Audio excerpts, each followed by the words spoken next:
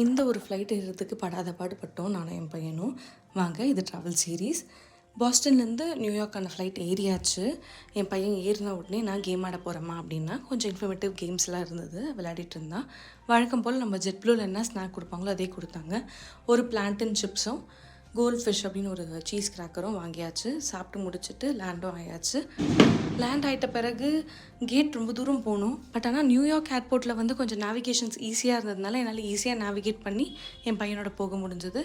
Gate nearby போயிட்டு ஒரு கடை பார்த்தா சாக்லேட் கடை வந்துச்சு. அது தனியாக ஒரு வீடியோ போடுறேன் நான் உங்களுக்காக. ரொம்ப நல்லா இருந்துச்சு. ஆனால் அஃபோர்டபுளாக கேட்டிங்கன்னா இல்லை. நீங்கள் வந்து ட்ராவல் பண்ண போகிறீங்கன்னா பல்காக வந்து எங்கேயாச்சும் காஸ்கோலையோ இல்லை வால்மார்ட்லேயோ என்ன வேணுமோ வாங்கிக்கோங்க.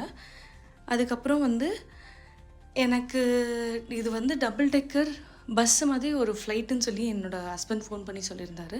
ஸோ பார்க்க ரொம்ப நல்லா இருந்தது. உட்காந்த சீட் வந்து என்னமோ ஜன்னல் ஓரம் தான், பட் அதோடய விங்ஸ் ரொம்ப பெருசாக இருந்ததுனால வியூவை மறைச்சிருச்சு. கொடுத்த சாப்பாடை நல்லா சாப்பிட்டுட்டு நான் ஒரு பக்கம் தூங்க, என் பையன் ஒரு பக்கம் ஆக்டிவிட்டி புக் பண்ணுறாமான்னு உட்காந்துட்டான். இந்த மாதிரி நிறைய வீடியோஸ்க்கு சேனல் சப்ஸ்கிரைப் பண்ணுங்கள்.